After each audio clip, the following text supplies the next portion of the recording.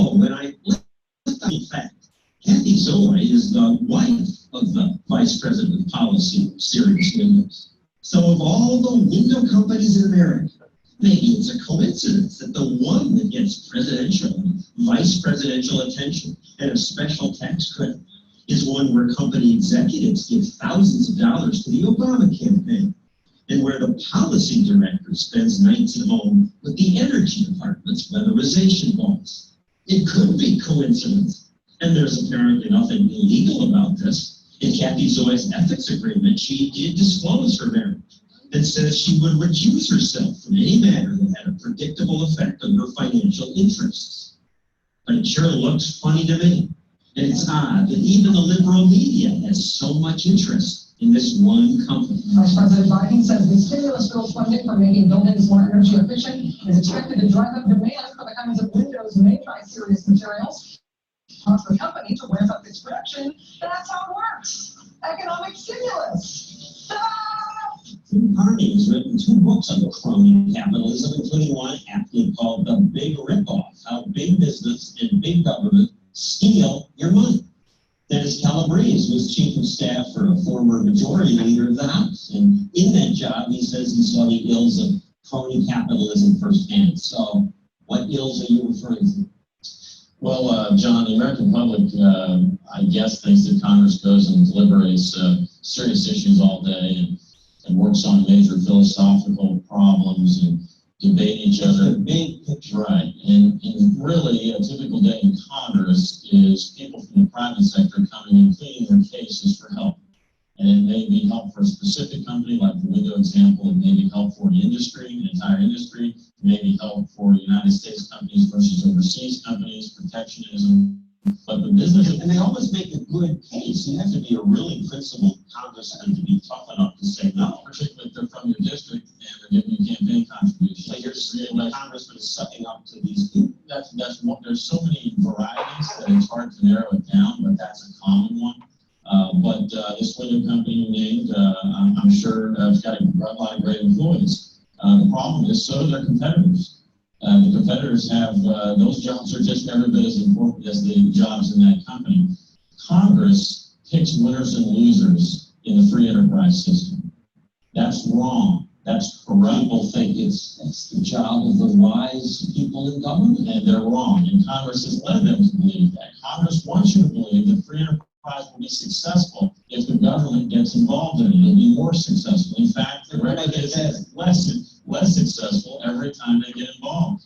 And of course, then it's used to criticize capitalism. Look, it doesn't work. It's not fair. It's a self-fulfilling prophecy.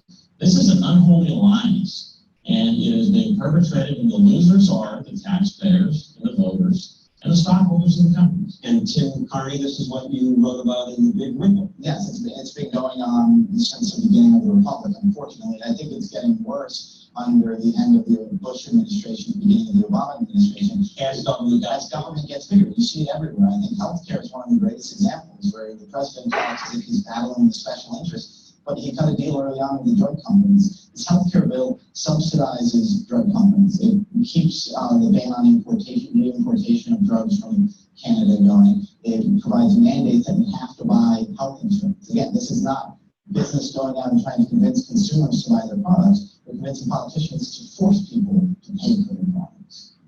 Yeah, baby. Scratch him on that. All right. So why don't you pull out a piece of paper? We haven't done this for a while. Let's have a little extra credit today.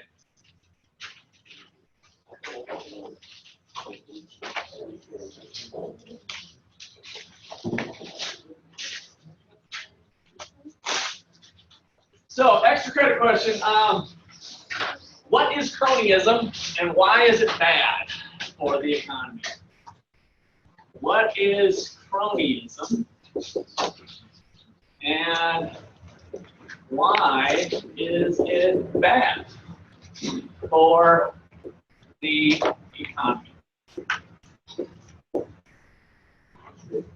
So just write a short response to that. I mean, a couple little paragraph. not going to give you a lot of time, so let's just do about 3 minutes. So just kind of first thing that comes to mind, maybe some of your responses after the video.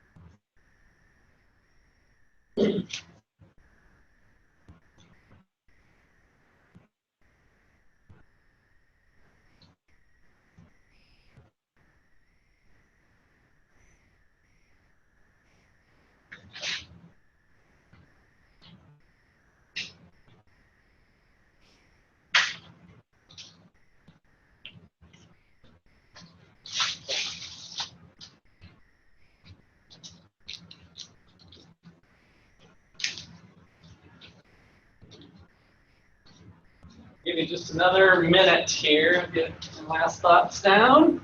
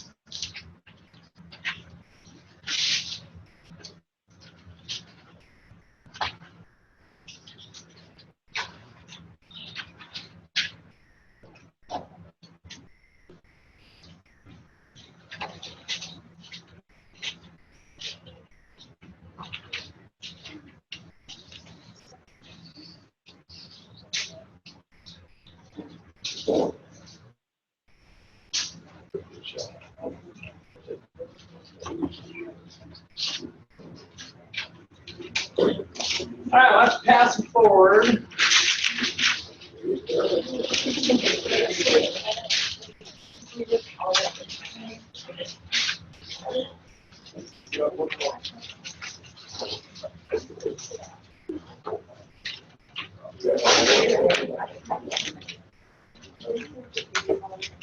Can't do a whole sheet.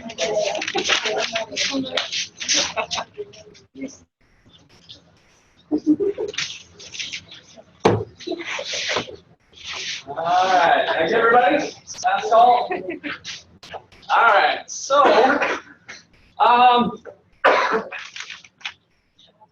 what'd you think about the video? Why is that a problem potentially? What are some issues? What did you write about? Yeah. So what's the problem with the government being buddy-buddy with certain companies? Special endorsements, like what the window company did, but what's the problem with that? It's a conflict of interest. Conflict of interest, I'd agree with you there, but what's the problem with that? Okay, so what's the problem with that, though? I mean, if they researched it and they said, well, this company's really good, so this is the government-approved company. There's a lot of free trades that consumer benefit, or it's not equal fair as it would be if free trade was just less. Okay, so part of it comes into equality, right? That's kind of a buzzword that people talk about, income equality.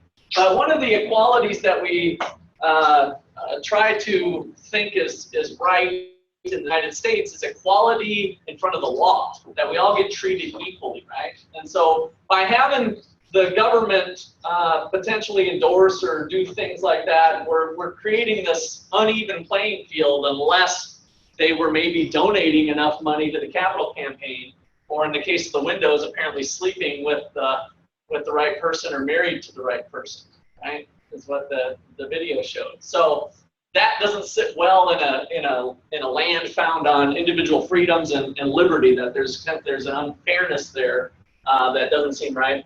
But what does it do for incentives then? If you want to do what? How does it change the competitive environment? How does that change? Yeah.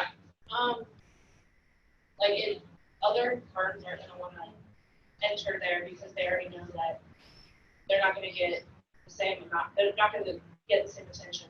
Okay. The other company does. So yeah. So in order to enter there, you might have to have a little bit of lobbying money too, right? So all of a sudden, lobbying money becomes a cost of doing business.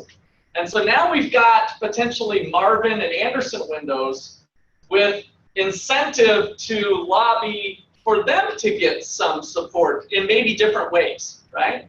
So we've changed the competitive landscape based on favoritism from the government because of their private incentives to try to raise campaign dollars, right? So we've almost created a new marketplace, and that's part of what we're going to talk about today is the political markets. We'll hopefully get you thinking about things a little bit differently, but that's where these inefficiencies, so there's kind of this short-term effect that Sirius is kind of, that doesn't seem fair in a land of liberty, that we should all be treated fairly. They seem to be getting some unfair, so that doesn't sit well with it. But then also from an economic standpoint, the costs involved with doing business no longer reflect making windows, right? It reflects part of our line items of our cost is campaign contributions or networking with the government or whatever the case is, right? So that creates some inefficiencies. What I'd like to do in the land of liberty is to have people focused on their freaking business. How about that?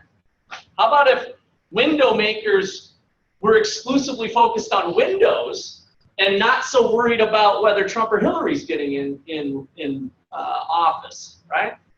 What if they were able to do that? It sounds like a lot better use of funds, right? So instead of that $1 million campaign contribution, that $1 million could have went to a new piece of machinery, an addition to the building, hiring more labor to do their product, more research and development, right? The list goes on and on. There's just lots of other things that the company could be spending money on that they're not. And so that's one of the more troubling aspects of that cronyism. Let's get the government out of private business as long as there's rules of rule of law of not being able to harm people, right? I mean, some of those, what is public safety? That's a huge gray area, you know? I got to tell you a ticket. Here's one that hit a story about a ticket that I got. So I am Saturday morning going garage sailing, kind of my normal Saturday morning, in my old beat up truck, and all of a sudden I look behind me and a police officer zeroed around. I got pulled over. And I didn't have my seatbelt on, so I quickly did the seatbelt thing, but I didn't know. And so she comes up to me and says, I pulled you over to turn on your turn signal, and you weren't wearing your seatbelt. I'm like, oh my God, my seatbelt. I didn't find it. I mean, she, whatever. But I thought it was better to at least have it on when she approaches me. Maybe she was pulling me over for something different. And then she's like, and you don't have your seatbelt on. So I didn't want that to happen. So license, registration, all that stuff goes back. So I'm already thinking, am I going to lecture her when she comes back? Only if she actually gives me a ticket. If she gives me a warning, then I'm going to let her off the hook. Sure enough, comes back, it's a $10 ticket. And so I said, can I have your personal opinion on something? Do you think we're really, so this ticket was to help protect me, right? Is that why the law is in place? Is that you are, from a public safety standpoint, trying to protect me? Because you don't think I know how to make a good decision about my own personal safety, driving 20 to 30 miles an hour tops, going garage sailing. I live 2 blocks over there, and the garage sale sign was like right there. So that during a day, I'm driving a big Chevy 2500 truck. I'm pretty sure, even if I got into a fender bender, I would probably not be injured too much, right? So in other words, is it the government's job to look out for my own personal safety because I can't make those decisions myself? Or am I in a better position to think about my own safety and take precautions accordingly, right? So what is public safety? How many laws, rules do we need? Well, I just learned click it or ticket is the rule of the land, and so I got my speeding ticket. Or got not the speeding, got this ticket that I have to pay. So now I will be a good little civic person and always wear my seatbelt. So my personal question back to her was, I said, do you think this is a good law for a situation like that?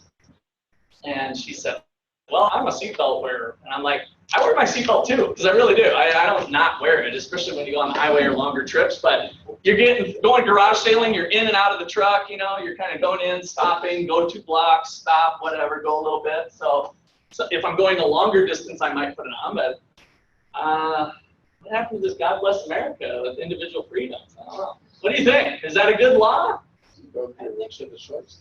I mean, is there a problem that I'm overlooking that? It affects you personally, so it doesn't. I mean, it affects your family if you die or something, but right. You're not going to fly out of the car. If you do, it's your choice. It's your own. That's your own choice. Yeah, I don't know. That's probably the potential that my family. So it's not a victimless crime because you're going to leave your wife behind. Well, true, but can't I take that calculation into account, the damage that I would do? And I've got a pretty nice life insurance policy. I'm not so sure my wife wouldn't be. It was fun while he was here, but now I've got $1 million to figure out what to do. So that's kind of the other side to that. So I've taken private precautions through insurance to insure against that unlikely event. And again, driving 20 to 30 miles an hour, I think maybe I'd get a bruise or something, or if somebody hit me. It's just hard to imagine how injured I would have gotten doing that garage sale. I'm sure I could have gotten injured, don't get me wrong. I know that's a possibility. I just think I had a better chance of getting struck by lightning than doing that. So we take those kinds of risks every day. All right, so that's the kind of thing we're talking about with public goods. And our next thing we're going to get into this week is also externalities. These are situations where the private marketplace doesn't provide the good very well. What was it about national defense? We did this little 4-square thing last time, those of you who weren't here. So this is just right out of your textbook. What was it about national defense that didn't allow the market system, a private company, to defend our nation, that we really needed to rely on the government to defend our nation? What was the issue? Because you can't be like, he paid his taxes, so protect him, and he did, so he can follow the right. So the whole, what level is that? So was it because it's non-rival or non-excludable? What was the thing that made it difficult? Non-excludable, right? So if you look at, now this 4-square is done a little differently than what we did in class last time, but if you look at it, all of these things are kind of non-market issues or non-market items. Fish in the ocean, the atmosphere, national parks, national defense, the law, air traffic control. Those are things that aren't provided by Google or some private company. Whereas when a good is excludable, we've created a market for it. It's possible for somebody to make a profit on it, right? When it's excludable. And so even if it's non-rival, where we went through different items, one of them that I don't think we talked about is this classroom. You know, this classroom here, you guys are able to enjoy the lecture. One person, Jordan's enjoyment of the lecture doesn't take away from Ashley's enjoyment of the lecture, right? They're in different locations, but in theory, they can both enjoy it at the same time. So it's non-rival in its consumption, right? And is it excludable? Is this lecture excludable? Yeah, we could, you know, we just don't let every Tom, Dick, and Harry in here. We could call, you know, we don't have Rusty anymore, but we could call our OU security and I could say, take this guy out of here, he's not paying tuition. We could barricade the doors or have private entrance. So it's possible to exclude people from it. So our education falls into this category, but yet, is the government involved in education? Yeah, state schools, K through 12. The government really has a monopoly for the most part on K through 12 education. Could it be run by private schools? Answer, yes. Why isn't it? Well, for a number of different reasons historically, but a lot of that's changing. And so one of the things that economists have come up here, well, fairly recently, Milton Friedman was one of the first ones to kind of push it, is called the voucher system, and that's talked about. Let me go to your question here before I'll expand on the voucher system. Go ahead. I was just looking at it. Why is national park? National parks. Yeah, I kind of disagree with that one. I think it's depending on how they define it, but I'd agree that the national parks have some non-rivalry to it. As far as going to the park and enjoying it, lots of people can do it at one time. Yeah, like on the test, there's 2 questions like that, like comparing rival and non-rival things, and I was confused as to what their questions were. There's a couple that I didn't understand how they could be right. Yeah, and if you get something like that where you want to challenge it, feel free to bring it up to me individually, because there might be circumstances like that, but generally it's how they define it. It's how it's defined. So part of the national parks is the air that's being breathed, which is right? And so part of the use does have some rivalry to it, but I think I would agree that it's a little more on the non-rival part. So it kind of depends on how the question was, but feel free to bring that back. Okay, on the voucher system, how many of you thought that there was a better school, but where your parents lived, you couldn't go to that school? Did anybody fall into that category? Few hands? Yeah. So the voucher system would work like this. Everybody with school-age children would get basically a coupon, they call it a voucher, that says this thing is worth $5,000. I mean, the monetary amount's irrelevant kind of, but it's worth a kind of an amount of money that gets you to go to whatever school you want to. So rather than going to the school where your parents lived that was defined by some boundaries that say everybody in this area that lives here goes to this school, everybody would get the piece of paper, the voucher, and they would get to go to whatever school they want, and they would choose. Now, the busing and stuff like that might still fall on you. If you're going to go outside of a certain area, then you might have to figure out transportation. But if you really wanted to go to the good school, you just get to go wherever you want with your voucher. So that's the idea of a voucher system, and it has allowed private schools that are called charter schools. How many of you have heard of charter schools? Did anybody go to a charter school, just out of curiosity? Did you, Lance? You went to a charter school? And you're from California, or where are you from? Texas, okay. Sorry. So what was your did you have a voucher system then? Okay. So you just went to a charter school. What was the reasons? Just curious. I mean, oh, your mom went there. Okay.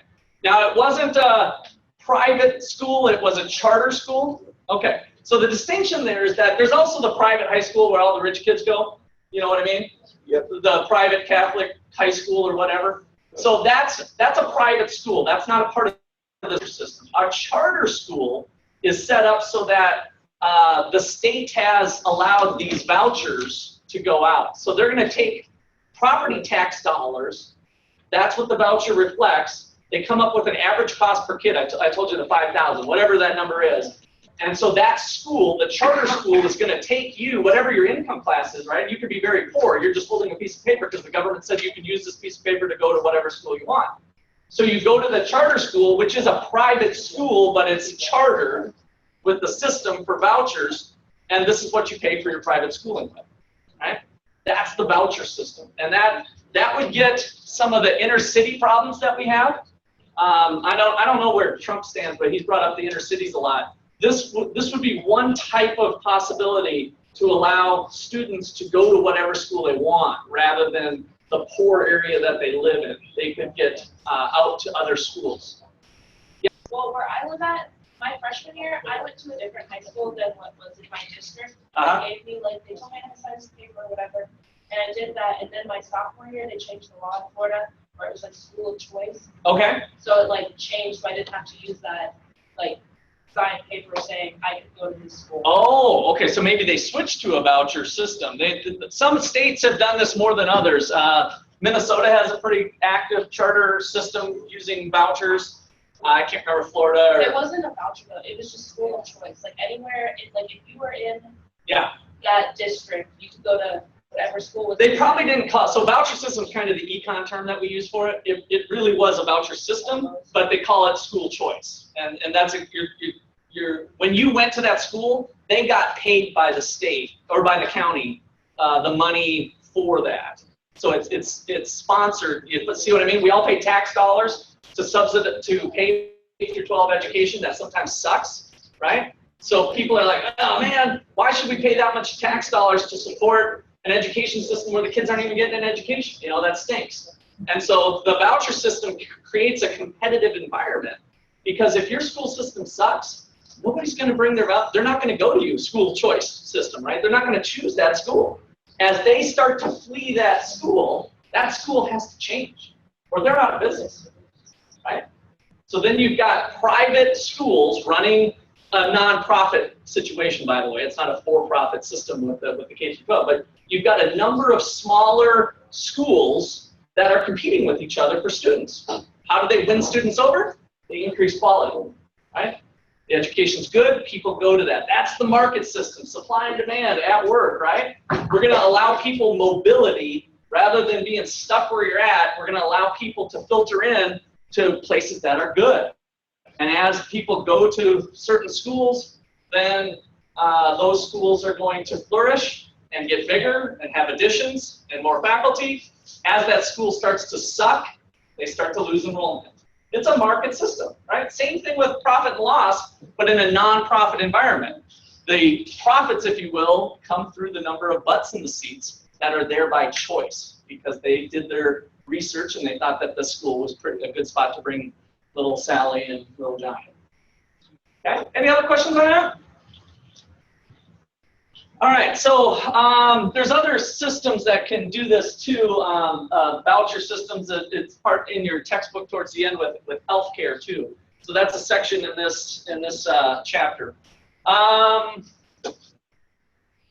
right, let's see. I think do a little board work here. What does the demand for a public good look like? So question, what does the demand curve look like for a public good? Question mark. So to start you off with this, I want to go back to our chapter 3 material and put 3 graphs side by side. We had like Tom, Dick, and Harry, and we're thinking about individual demand versus market demand. So on the two graphs to the left, we've got little q, and this could have been hamburgers. We've got Tom and Dick, and we've done a few exercises like this where we look at their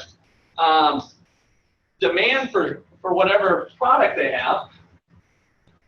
And so let's say Tom's here starts at $4 and then goes down. So that's Tom's situation at $4. And Dick is at $6. And it goes like this. And the reason we got these lined up is so that this 4 is this 4, right? And this 6 is this 6, all the way across your sheet.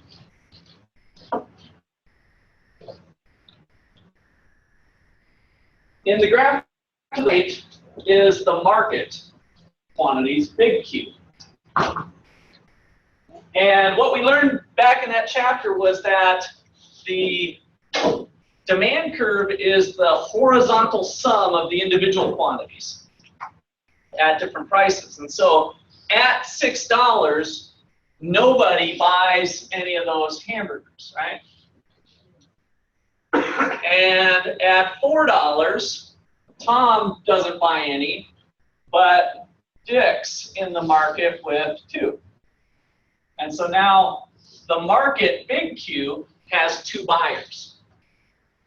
And then finally, if we drop down to $2, Tom's in with 4 units. Dick's bumped it up to 3. 4 plus 3 is 7. And so the market demand curve is kind of kinky. We've gotten this kinky stuff down, so if you kind of think about this, looks like this. The big demand curve is kind of shaped, a little bit bow-shaped. And this is the one, of course, we spend the most time on, is in the market for hamburgers. All right, now, what if this was missiles? What if we were in the market for missiles? All right, before we do that, my guest speaker just stepped in, so I'll pick up from there. Although he might think this is some good old memories hearing this one again. Come on up, Max. I don't want to be the reason why you don't finish your lecture. What's that? I don't want to be the reason why you don't finish. No, yes. Well. All right, so Max is a 2014 business economics major that's visiting campus today, and so I wanted him to come speak to you guys and let you know what he's up to. He's working at American Century Investments and been there. That was his first job out. So Max, why don't you do a little talk? All right. So yeah, I was Russ's first business econ major to graduate back in 2014. He invited me to come talk to you guys just about what I do. I work at American Century. It's a mutual fund company up in Kansas City. We're just going to talk to you guys briefly about what that looks like from graduation when you're looking for jobs. Maybe challenge you to think about what you want to do, where you guys are headed. For me, I played soccer here at Ottawa 3 years and graduated in 2014, went to work for Target Corporation. All of us are familiar with Target, making about $38,000 a year and working about 65 hours. And that was through an internship. Through an internship. That we helped. So I've got a list that we keep. Some of our work study students keep track of internships for business majors, and so it just helps you guys with your search. And one of those was this Target one, which turned out to be an awesome internship. Yeah, it was great. I learned a lot. My job was to make sure all the food was on the shelves. There was basically not an empty shelf in the whole store.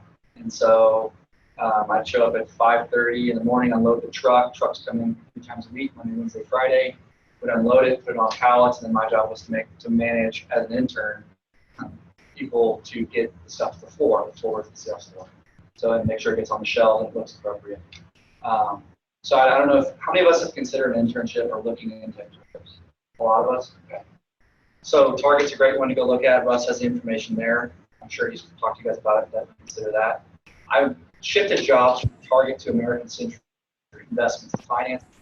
And let me just add, you had an offer on the table for Target to stay. They wanted you long term. Correct. Right? They kind of used their internships as grooming Right. them to go up the ladder. So he had a decision between Target management versus this American Century. Right. I just wanted to point that out. But that was a good one. So I physically I didn't enjoy retail at all. I was playing soccer, so I wanted to do play soccer. And unfortunately, I was graduating, so retail wasn't for me. So luckily, I fell into American Century. And that's another thing about the internships. When you guys start, if you do well, a lot of the companies are going to give you a job immediately as soon as you graduate. Target was one of those. And so anyway, I started it. I got an interview with American Century based on my LinkedIn profile. How many of us have a LinkedIn profile? With a professional picture. Okay. Oh, good. That's few hands stayed up. That's something to work on. And so it's interesting because all of us are millennials.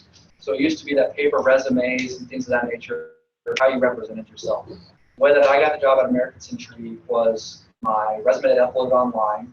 It was mobile friendly. Recruiter pulled it up on her mobile device as opposed to a computer. Everyone else that had sent in information was based on a web friendly device. So that helped me. The second thing was my LinkedIn profile.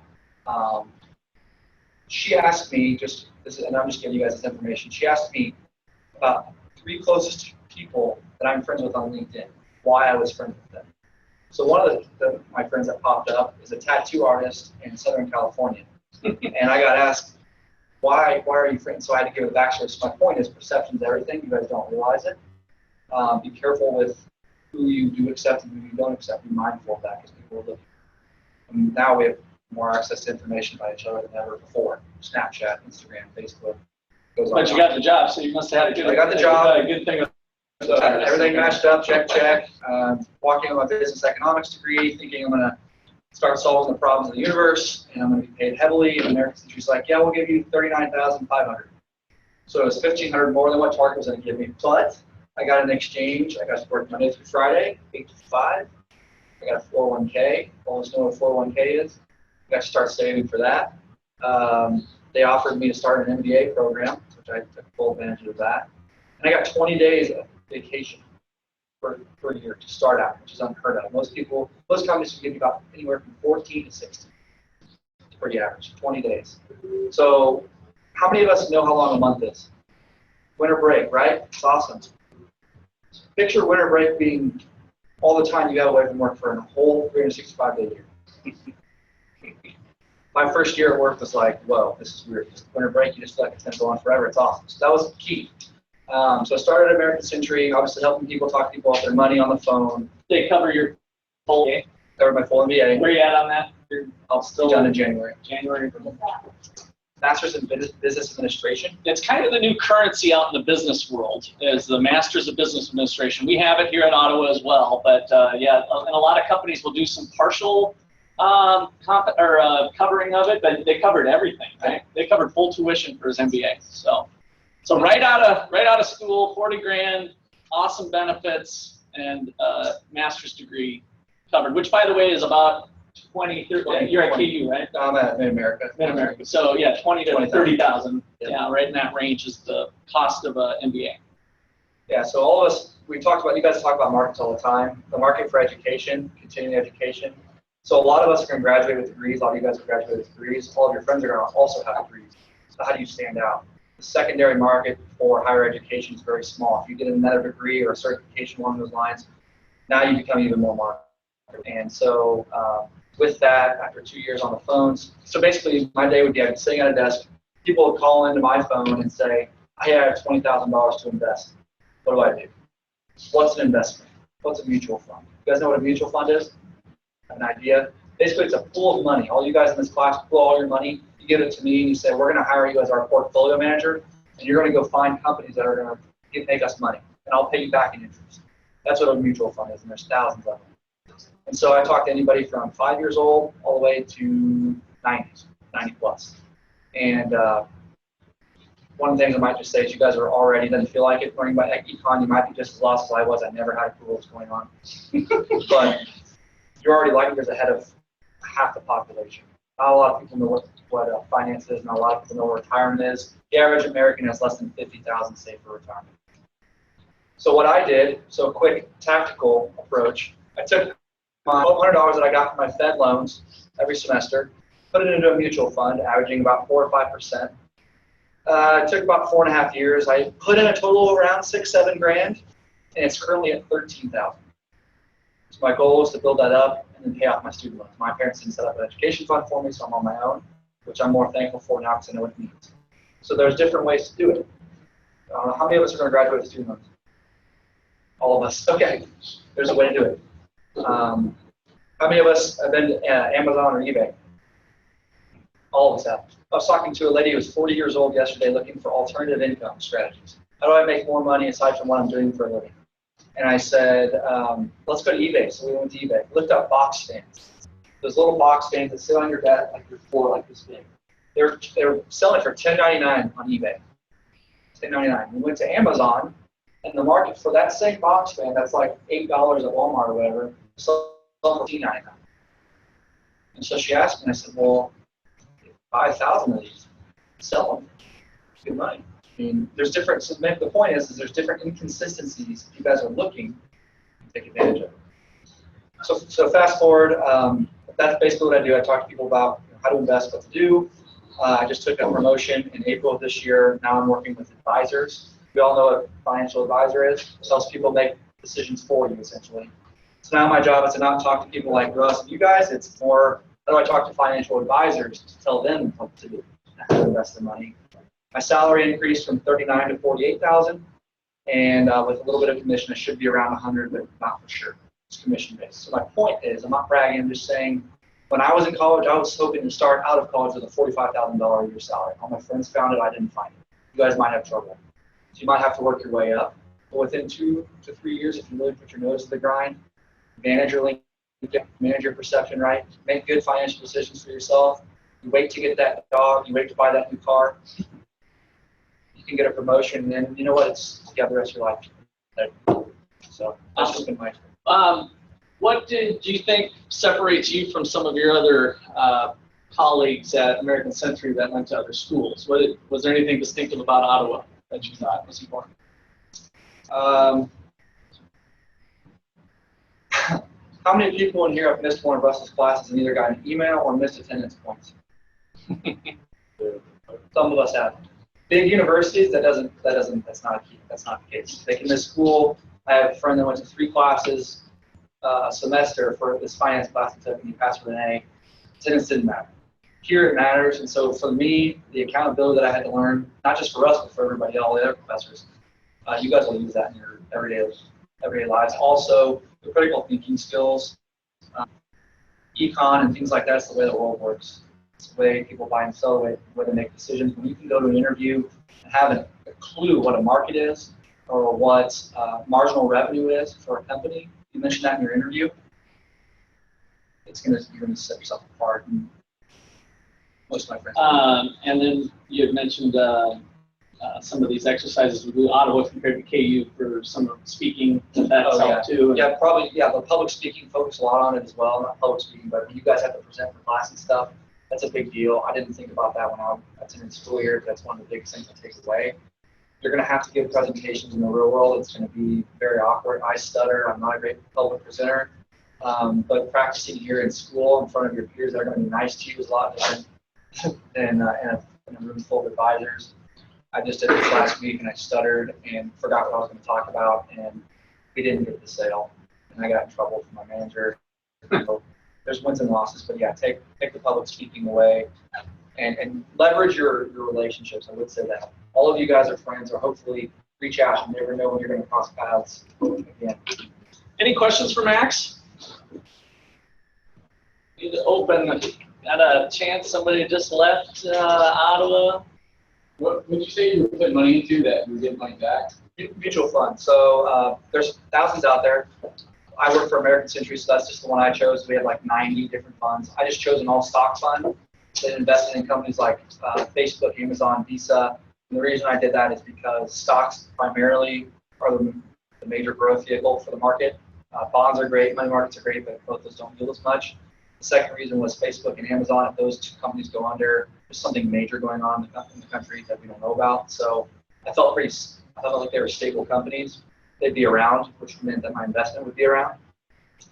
And put money in there. So more people just not do that because they don't know about it. Yeah, That they, seems like a smooth.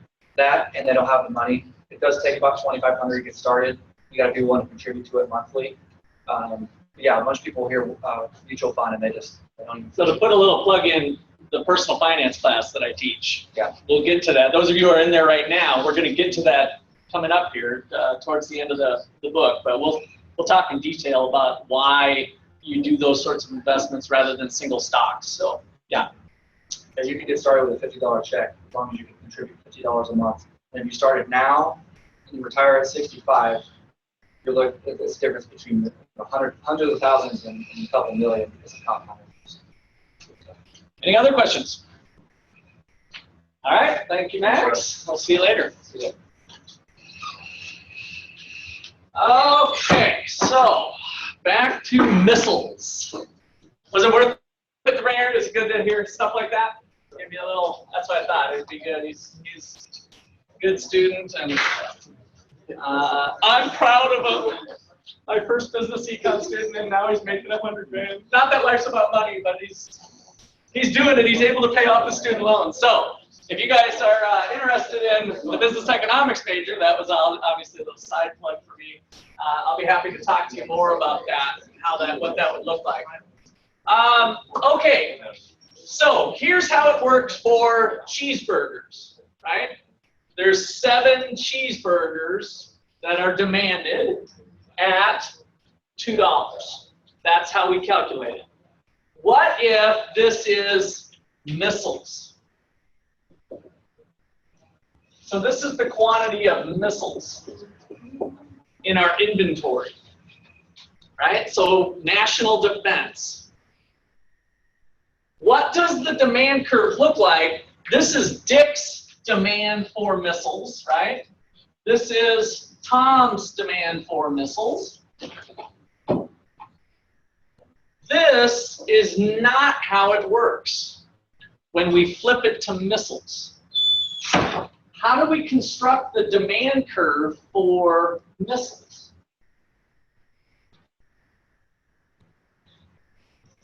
What's different about missiles compared to cheeseburgers? Like, let's say at 7 here.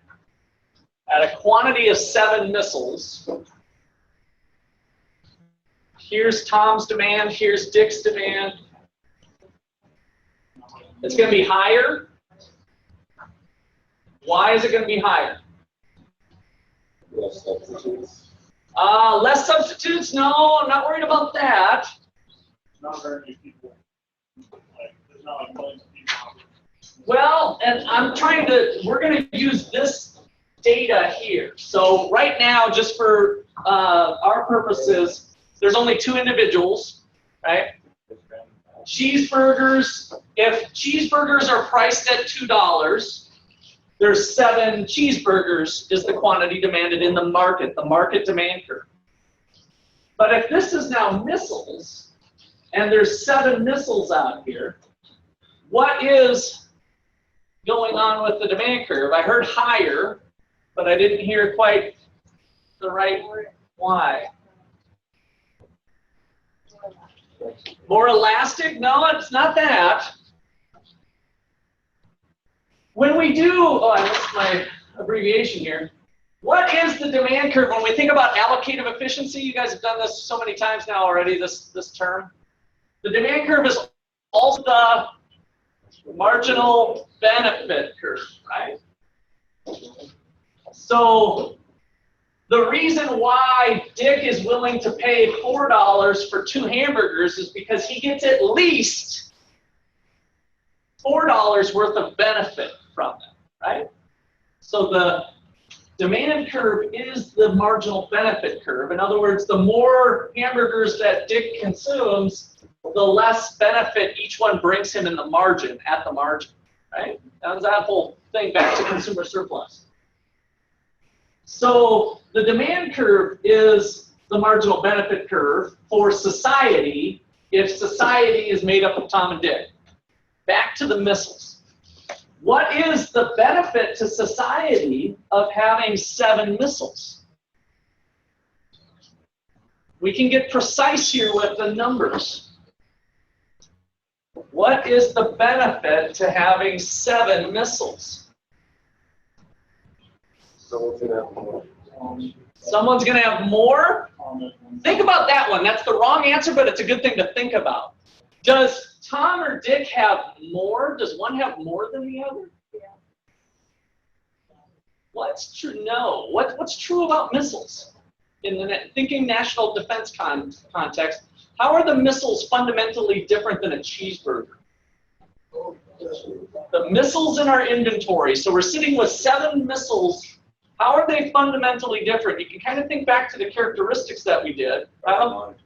Yeah, non-excludable and non-rival.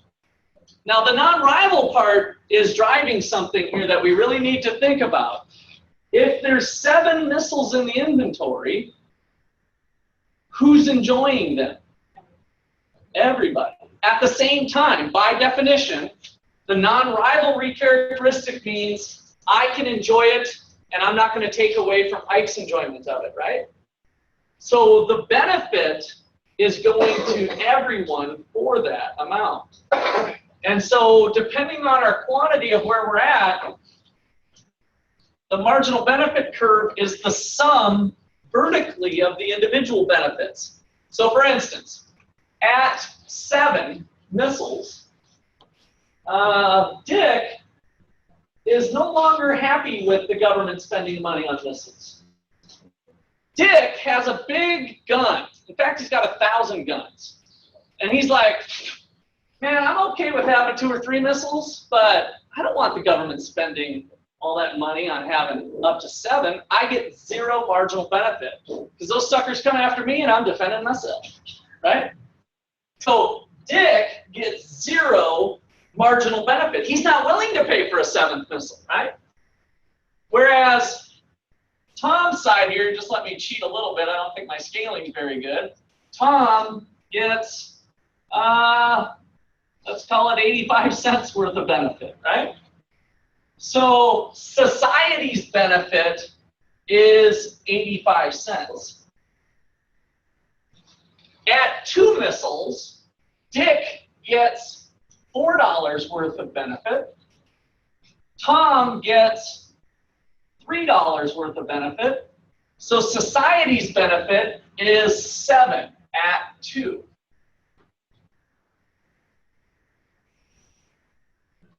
And so the marginal benefit curve, oops, that's the way I did this particular example, which isn't stellar maybe, but it works.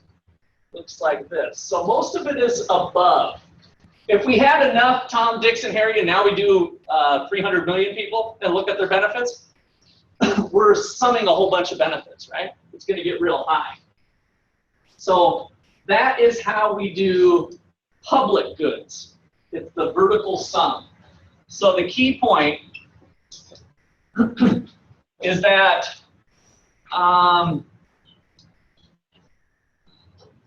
the demand, the market demand, I should say, let's say, market demand for a public good is the vertical sum. This is kind of the language that you'll see in the textbook. With cheeseburgers, it was the horizontal sum. You remember that language when we were back on that chapter? We were horizontally summing the quantities, the horizontal sum. Now it's the vertical sum. So the demand for public good is the vertical sum of the individual marginal benefits.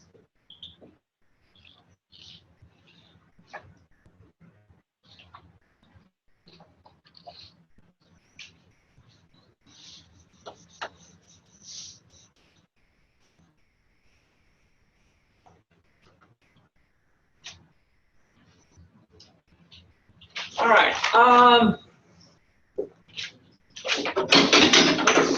Some since I didn't feel like I gave you the best looking picture, let me borrow the textbooks here.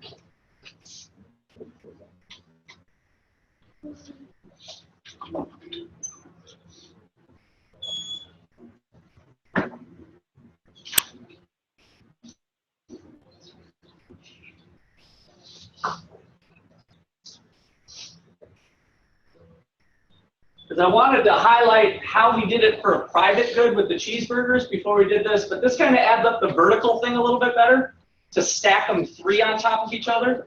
So we got Max's marginal benefit, Lisa's marginal benefit, and so the market benefit is the sum of Max plus Lisa, right? So we're just summing vertically their individual benefits to get what the social benefit curve is. All right, questions there? So, if that's the case, what is the optimal amount of misses?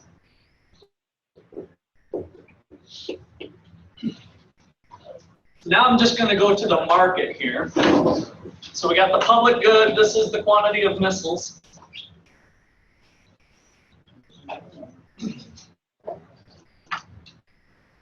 If we have a marginal social benefit curve, this is this is the first time I've done this class, but we're going to start doing this with the next chapter as well. So this is society's benefit.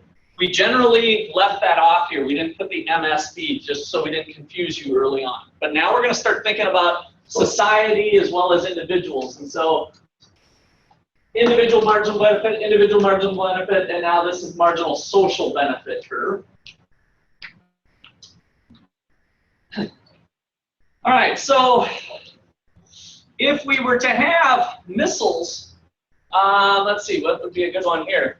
Let's just say that the cost of missiles, I'm going to go back to my, what I thought was a lousy example, but now hopefully it's going to prove my point. If missiles cost $7, if you can buy as many missiles as you want at $7, right? Marginal cost of a missile is constant, let's say, at $4 or at $7. The optimal quantity would be where marginal social cost and marginal social benefit equal each other. The point I wanted to show here was that if we allow the market system to work, is anybody willing to buy even one missile? No, right? Not one. So any one individual doesn't have incentive to buy even one missile. It doesn't make sense for them. So we can't rely on maybe the rich guy, if Dick's the rich guy with the big gun inventory. Even Dick won't buy one missile. So we can't rely on any one individual to provide it for us.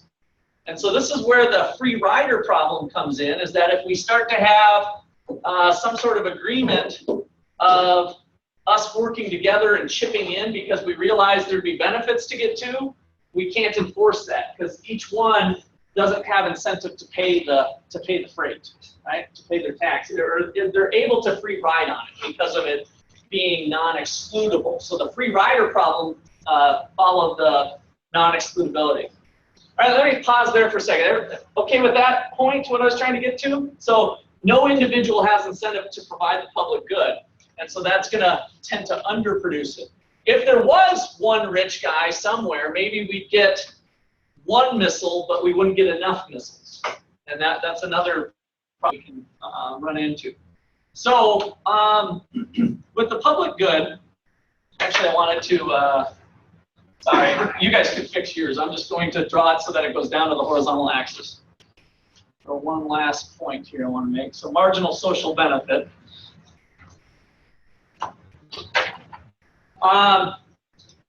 In general, we'd expect some sort of marginal cost curve.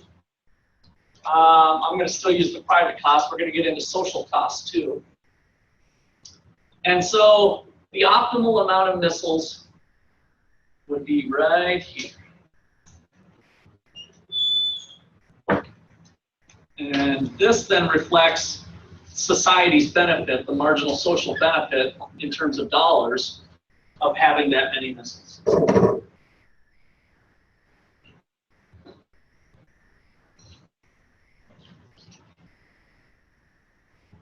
Because the government's providing it, what sort of system do we have to rely on to get this amount of missiles? Taxes, yes, right? So that's part of it. And then some sort of voting, right?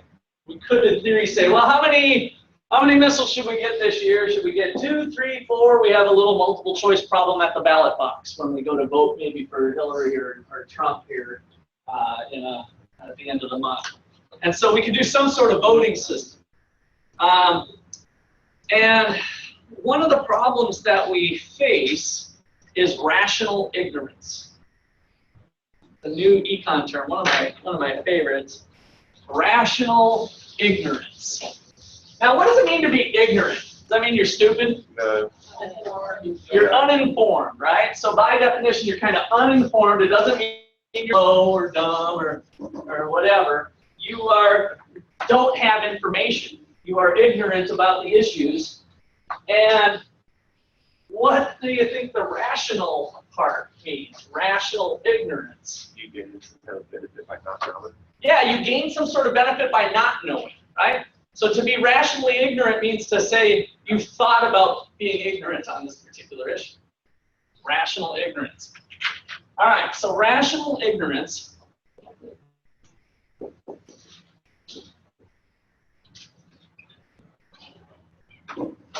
Rational ignorance is a choice by households, a choice by an individual to not acquire information because the cost of doing so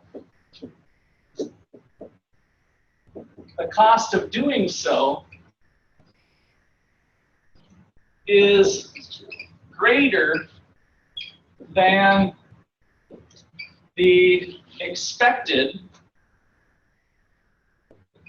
marginal benefit.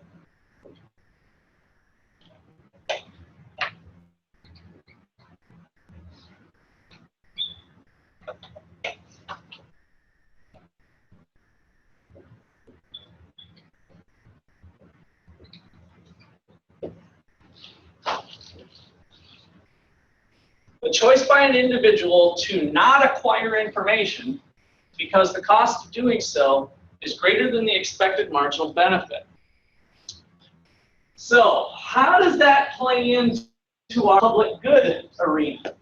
What are we getting at here in terms of how we were going to get the optimal amount of missiles? What did we need to do? What did we need to do? In a democratic system, how are we going to kind of attempt to solve the problem to get Q star? By the way, Q star is allocatively efficient, right? Because social benefits equal costs, social costs. So what do we do in a public environment like this where government's involved? In a democratic system, what does it mean to be a democratic system? What do? We vote. So, what if this is going on? What are people likely not to do? Not vote, but also not get informed about it, right? Well, how much does this cost? How many enemies are we defending? You know, are we worried about ISIS this year or not? You know, so what are the issues surrounding the proper amount of our national defense? And so what we need to get Q star in a democratic system, there's some economics that would support this, some models that would say if we have a fully informed society, then in theory we could vote and get the optimal Q star. But if we have rational ignorance, what's going to drive the ship? What's going to drive the ship if we have rational ignorance? What do you think is going to happen? Are we going to be more missiles than we need or less? What would be your prediction if we have rational ignorance? What do you think would happen? Would we have more missiles or not enough missiles? Not enough? Be too short? I think we're gonna have more than we need. More than we need. Why? Because the people who don't really care are going to get the information, so they're not going to vote. So there's these people who want missiles to vote. So Okay, so it might be more people that want missiles voting. yeah. Okay, how about some of those that said no? What were you thinking? That we'd be too low? Yeah. Always see that as like increase in taxes. Okay. So all they see is an increase in taxes, and so they're voting to not get them because it comes along with having to pay I it. don't know why. Okay. All right. So yeah, that's the type of thing. They might just want to not do it, or there won't be enough money. Who makes the proposals? Who makes the proposals of the missiles that would be appropriate in the United States? What area makes proposals, do you think, on, I mean, I know this is something we don't usually think about, and by the way, I don't totally know the answer to this, I'm kind of guessing too, but what area of government do you think probably makes proposals on the proper amount of missiles? Defense Department, right? So those guys work for the government, they're government employees, right? And would they tend to want to have more missiles or less? More. Why? More defense. More defense, job security. If we're thinking about your own private job, do we want the defense budget cut? No, because it might be you who's getting cut, right? So we have, once again, self-interest working its way into the public sector, that these aren't necessarily angels that are running the government. They are self-interested human beings that are in a place of working for the government. Some of them are elected, some of them are what we call bureaucrats, that they work for the government's employee. And so at their level, they'd rather see a big budget than a small budget. So if we start to see, if they start to make these pitches, is there still social benefit to having this many missiles? Let's call it Q1. Is there still social benefit? Yeah. So here's what they do. They go out and they say, well, look at, we got ISIS, we got this and that, and look at, I've measured the benefit. We're definitely going to save some lives, right? If we have this many, we'll save even more. If we have this many missiles, we'll save even more lives. Every life matters. Every life counts, right? If we don't think about the cost, and when we think in econ class, what's the buzzwords along before we say the word cost? Opportunity cost, right? So if we're not spending our money on missiles, what else could we be spending our money on? That's the true question. Yes, it's true that more missiles will save more lives, as long as we're not taking funding away from other things, but now we have less K-12 money for education. Now we have less poverty programs. Now we have less money to do this. You see where we're going with this? So the real question is, what are we giving up? This reflects that. This reflects the cost of each additional missile in terms of what we're giving up to get it. Now, if we're rationally ignorant, though, we're like, we'll just let Obama and his crew figure it out. Whatever they do is probably best for me. I know they have good intentions. And then Obama goes to the Defense Department, what do you think? Well, I think this is appropriate level. With rational ignorance, the cost curve kind of disappears because we're uninformed about it, right? The bureaucrats tend to focus only on the benefits. They don't really do a hardcore marginal benefit, marginal cost. Now, in some cases they do, because there has been changes over time demanding that they do a cost-benefit analysis. You might hear this in some of the campaign rhetoric of, we're not doing a cost-benefit analysis of these programs. And this is what they're talking about. There's always benefit. We can save another life as long as we're out here. Should we up it this year or keep it the same? Well, if we up it, there's still some benefit, right? The benefit's declining, but it's still up here, but we're ignoring the cost. What are the issues if you're just protecting your own territory or your own district in terms of the voting mechanism? You're tending to see government be bigger than what's optimal because of national ignorance. And so that's the story, I think, that we see a lot of times in the United States, is this rational ignorance drives us to overproducing the public good. There's an overproduction, too much. Well, too much, Russ. What do you mean? You're going to lose lives if you don't go out to here. Yes, but we can have other benefits that are missed out on because we're going too far to the right. The optimal amount, if we do a careful analysis of all the other programs and possibly the tax dollars that are required, those could have been private businesses that now would have hired another person. They would have done some economic growth, right? So if we increase the tax base, we're taking away private dollars from other places, taking into account all of that, there is some amount. We expect some lives to go. Some people are going to die due to terrorists. We can't extinguish every single life. If we choose to go that way, just be mindful of what are we giving up to do that. Maybe it's the right thing. Because it's possible that the cost curve shifts over time, right? If new technology changes, maybe we can have more missiles. But we're always doing a cost-benefit analysis each budgetary round. But yet, if we have rational ignorance, our likely result is going to be a little too much. Okay, questions or comments there? All right, so what is the optimal amount of missiles? The optimal amount, so the key point here would be choose quantity where marginal social benefit equals marginal. We're later going to, you guys can start shoving in an S there if you want. Marginal social costs.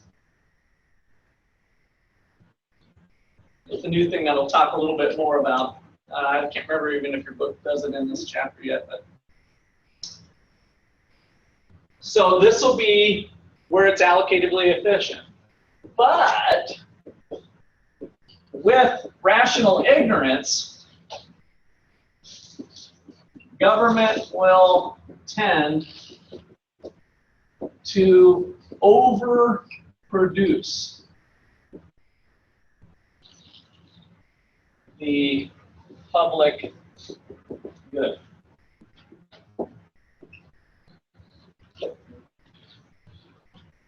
With rational ignorance, voters will tend to overproduce the public good.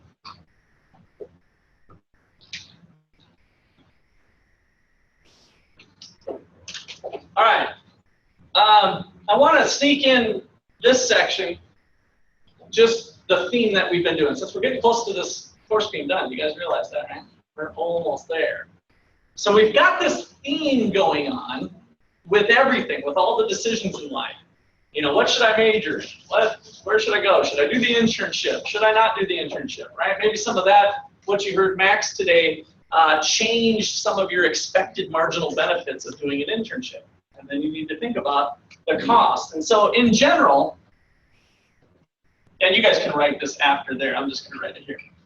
In general, what we're following is if the expected marginal benefit is greater than or equal to the expected marginal cost, if the expected marginal benefit of a decision is greater than or equal to, you know, mostly greater than, but this is kind of a nebulous thing anyway. Expected marginal benefit is greater than the expected marginal cost, do it. If not, don't. Start living your life that way. It's amazing. Very freeing. Oh, I've got such a tough decision coming up. I'm not sure what to do.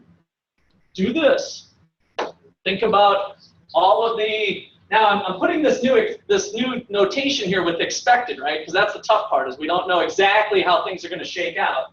But think about all the benefits, both monetary and non-monetary. Think about all of the potential costs, both monetary and non-monetary. Add them up.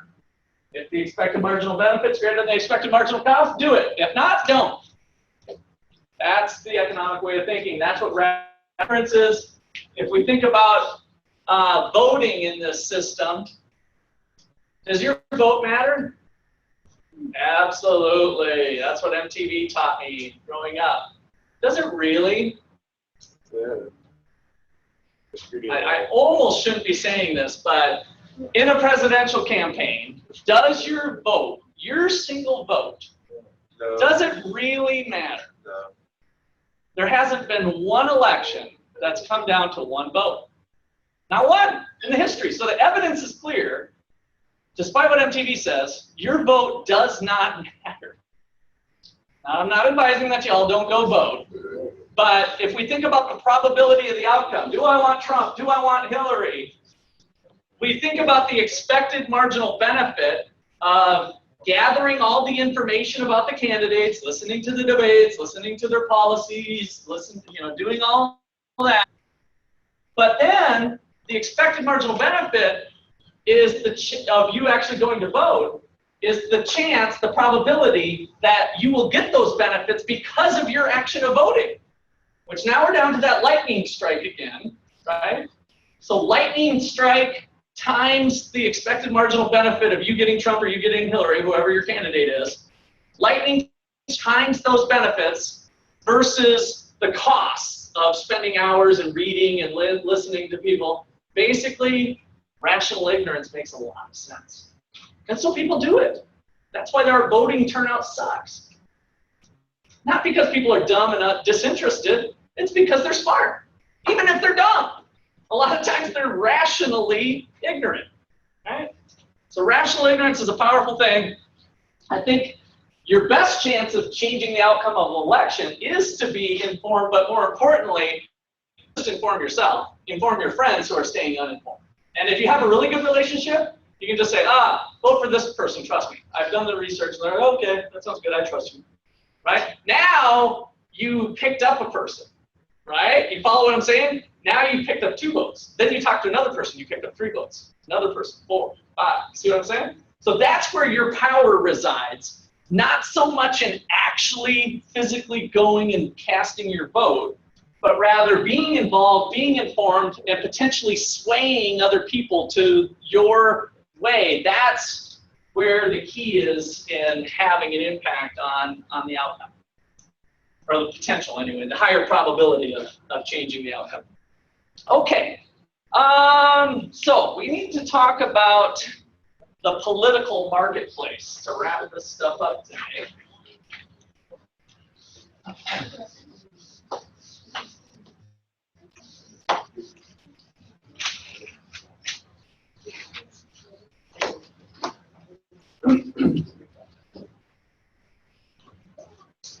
All right, so we're going to set the stage of the political marketplace, the political market.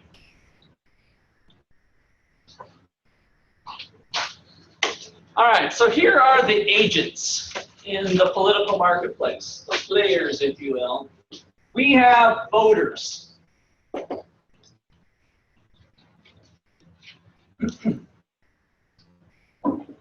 So voters want to have public goods, right? And so they express their demand for public goods in a variety of ways, maybe through social media, polls, in other words. So voters express their demands for public goods through votes and campaign contributions. Something we were talking about with that video, potentially.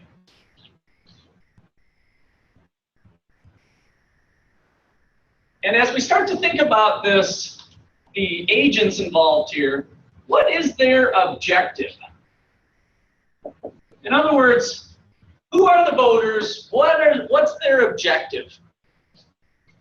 What are you guys, and I'm thinking of you guys now, what are your voters, what do you guys care about? What are you looking to maximize? What are you maximizing? What's that? Happiness, good. So voters are our households, and they're looking to maximize happiness. So objective, maximize happiness. Or more formally, as we learn, maximize utility. So they're going to act according to their self-interest, right? Act according to self-interest.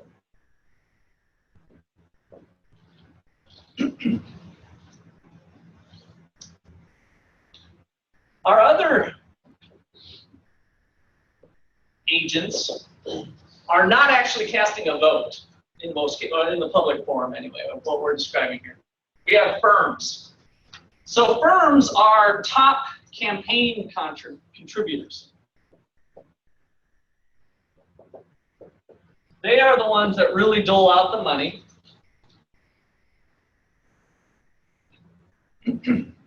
Remember, we talked about capture theory. They are trying to capture the politicians. That was the cronyism, like we saw with the window example today, right?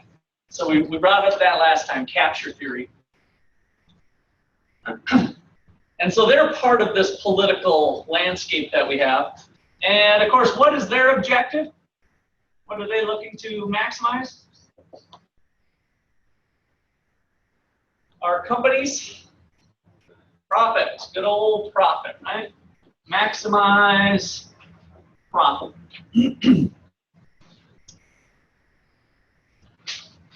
All right. Then on the other side, we have politicians. Mr. Trump and Mrs. Clinton are politicians, and they are the entrepreneurs of the marketplace. They are the entrepreneurs, you know, entrepreneurs of political markets.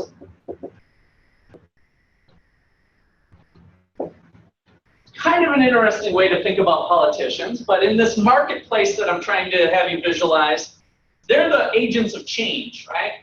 So a new innovation, a new way of doing something, a new policy. So in that respect, they're kind of like an entrepreneur. All right, and what is their objective?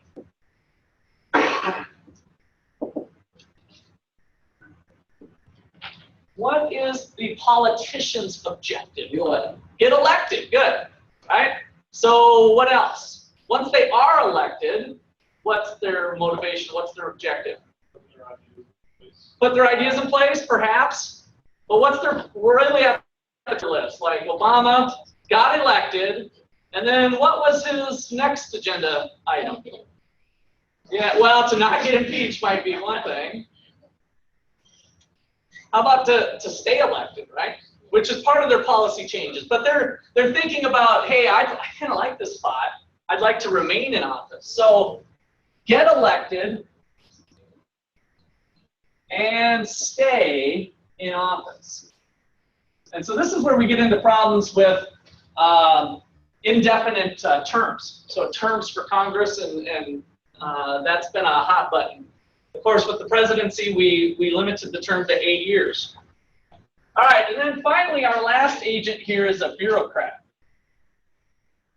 A bureaucrat. And this was, we mentioned them earlier, the employees of the government. Employees of the government. And what was their objective? Department of Defense. Increase their budget. Increase their budget. So they want to maximize their budget because that gives them more power and potentially more job security and that sort of thing. So their objective is to maximize their budget. So budget in this case is spending on their department, right? So just so you're clear on that, they have to ask for, hey, we need 100,000 this year.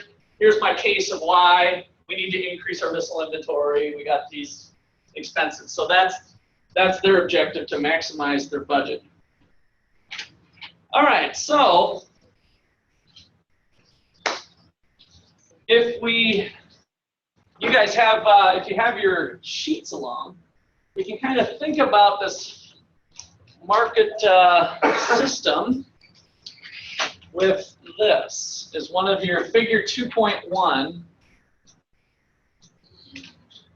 And I'll put it up on the board here. You can draw your own picture.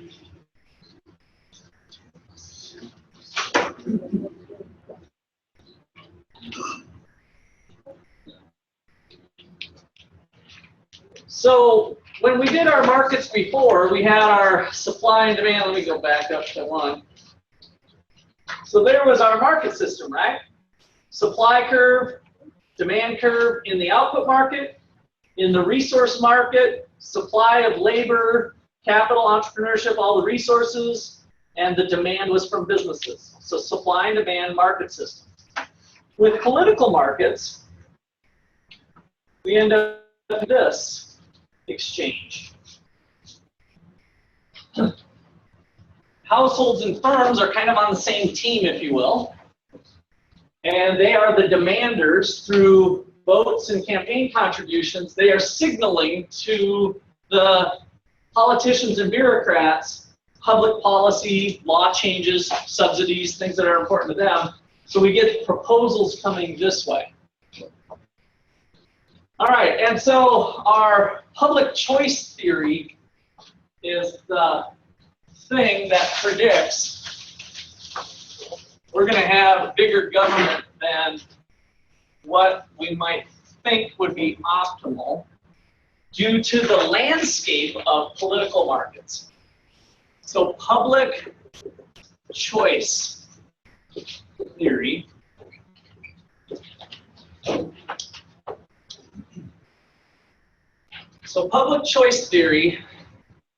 is asserts that self-interest of agents in political markets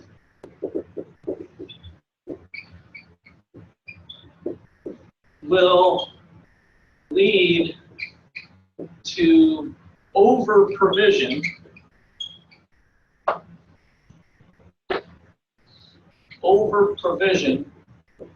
of the public good.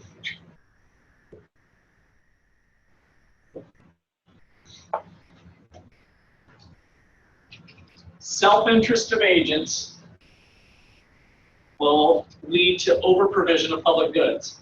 On the demand side, for voters, we have rational ignorance being a driving force. Voters rationally ignorant.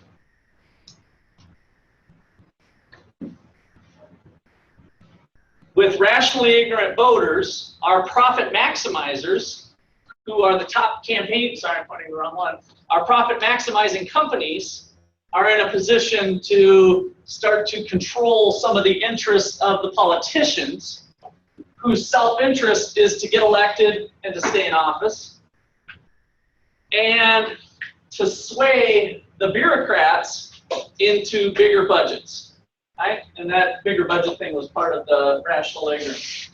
So voters rational ignorant, bureaucrats lead to increase in quantity of the public good.